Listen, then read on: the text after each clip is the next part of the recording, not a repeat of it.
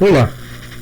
No tema terapia medicamentosa nos quadros dolorosos é de importância fundamental, pois sabe-se que a maioria dos nossos pacientes idosos eles fazem da utilização de 1, 2 ou mais medicamentos, sendo que muitos destes são relacionados aos quadros de dor, podendo apresentar efeitos importantes não só a nível dos tecidos, dos órgãos, como também podem provocar alterações de comportamento psicológicas cognitivas. A terapia medicamentosa para estudo da dor, ela vai ser focada em 3 grupos de fármacos ou medicamentos: os analgésicos não opioides, os analgésicos opioides, sendo a morfina a droga de eleição, a principal delas, a preferida, e as drogas coadjuvantes ou coanalgésicas. Estaremos verificando numa primeira parte o que se trata dos analgésicos não opioides, e numa segunda parte a relação entre os analgésicos opioides e as drogas coanalgésicas. A Organização Mundial de Saúde, em 96, adota e publicou um modelo clínico eficaz para o tratamento da dor oncológica, que será a nossa referência nesse momento. Mas não se trata exclusivamente da dor oncológica. Esses itens a seguir, ou seja, os próximos 6 princípios básicos, podem e devem ser reproduzidos para qualquer dor em qualquer intensidade, desde uma intensidade mais leve a uma intensidade mais avançada.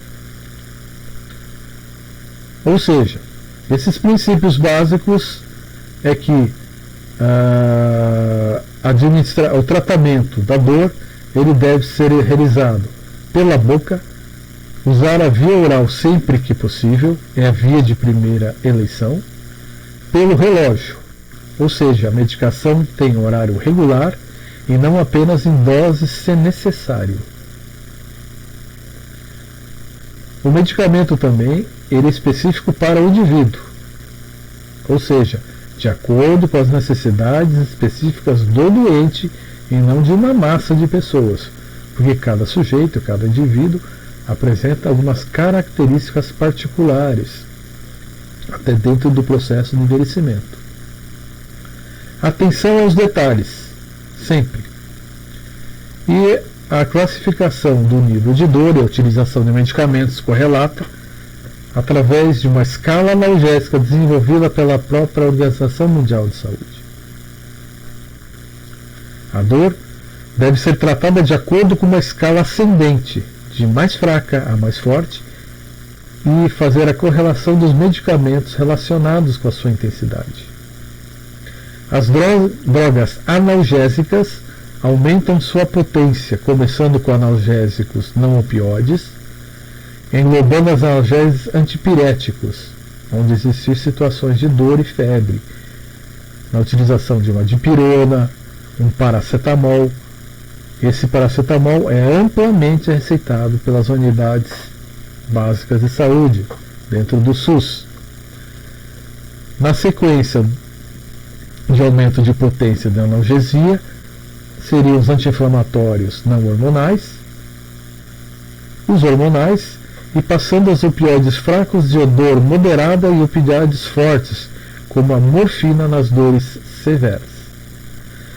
Todos esses medicamentos, os analgésicos não opioides, que são antipiréticos, anti-inflamatórios não hormonais e hormonais, podem estar acompanhados de drogas adjuvantes, coadjuvantes, que concedem um alívio da dor neuropática, que controlam os efeitos adversos dos opioides, como veremos na segunda parte, e favorecem que a terapêutica tenha um menor risco de toxicidade.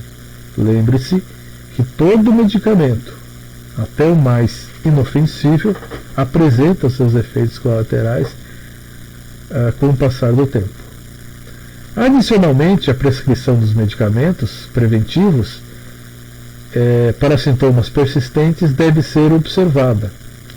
Faremos a observação, ao final da segunda parte, de alguns medicamentos que tratam transtornos cognitivos, de comportamento, como depressão, bipolaridade, insônia, que interferem no medicamento principal que vai tratar o quadro doloroso.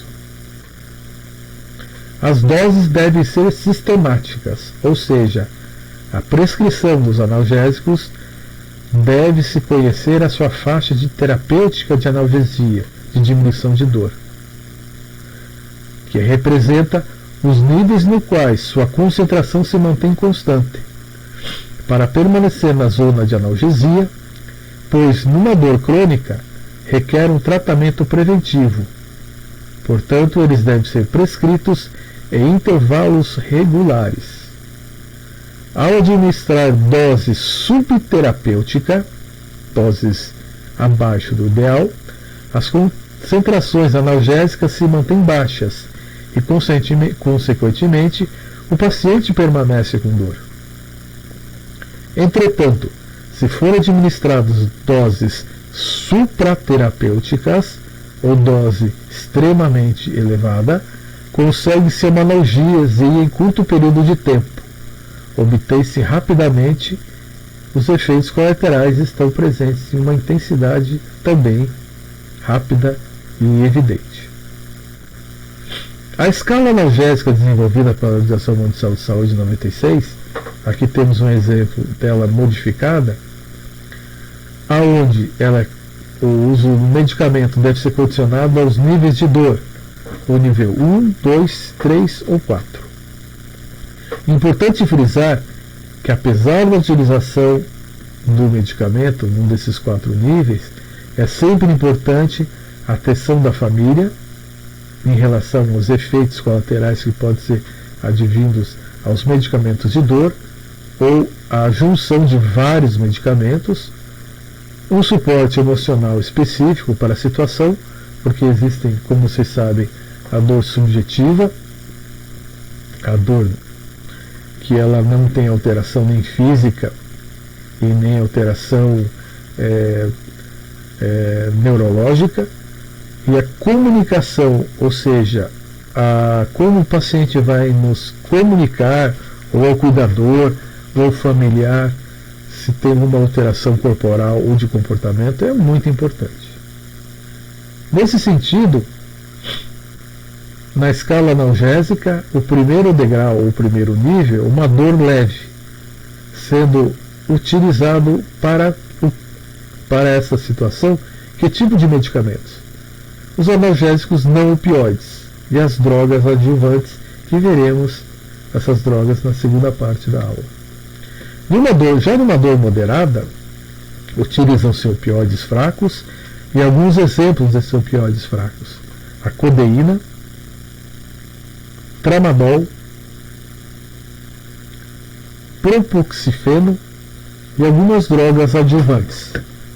A dor severa são utilizados opioides mais fortes, como a morfina, que é a preferência, a oxicodona, a metadora, o fentanil e também algumas drogas adjuvantes.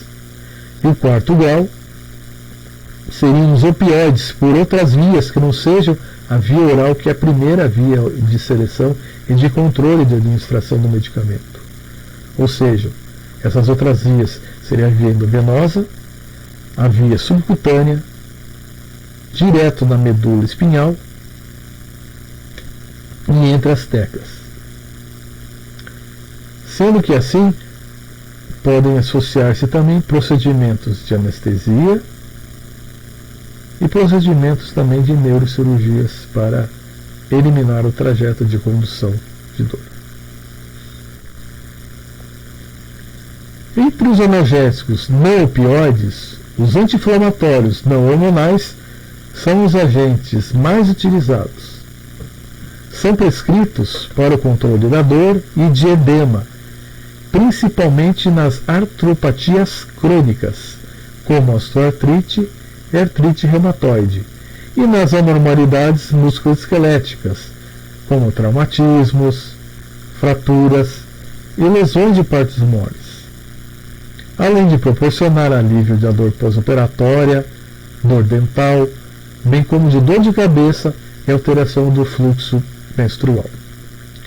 Geralmente são bem tolerados num curto período de tempo, que é um pouco particular de indivíduo para indivíduo, mas que dura em torno de 15 a 30 dias. Mas preferencialmente deve-se escolher um analgésico com mecanismo adicional sinérgico, ou seja, que tratem também algumas situações que estão envolvidas com um quadro, por exemplo, de um edema, onde eu tenho além da dor, aumento do volume tecidual ou cistos, eu vou ter um quadro de febre também. Nesse caso, a dipirona ela auxilia na analgesia desse quadro descrito. Bom, o fato acima descrito ele deve ser somado a um perfil físico-químico e as diferentes formas farmacêuticas disponíveis. Portanto, isso é importante porque torna o uso tanto do antipiréticos, que é o sinérgico, como do próprio anti-inflamatório não hormonal, mais tolerável do que os anti-inflamatórios não hormonais ácidos em relação à toxicidade gástrica com uso prolongado. Então, alguns anti-inflamatórios não hormonais, eles provocam alteração ácida na região de estômago, que pode estar relacionado a uma ulceração ou uma ferida dentro da parede do estômago. Na escolha de anti-inflamatório não hormonal clássico, por exemplo, um Cataflã ou um Cochib, que são anti-inflamatórios hormonais altamente seletivos, como o COX-2, deve ser priorizada a histórica clínica dos pacientes e os seus efeitos colaterais criteriosamente monitorados. Então, basicamente, não é só a utilização do anti-inflamatório não hormonal, que é a primeira escolha no tratamento. Ele deve também ser constantemente monitorado em relação aos sinais e sintomas, como alteração de comportamento, alteração de pressão arterial, frequência cardíaca, entre outros. Aqui nós verificamos nesse quadro as doses recomendadas de analgésicos não opioides disponíveis no Brasil. Evidentemente que não se trata da nossa competência para a dosagem dos medicamentos.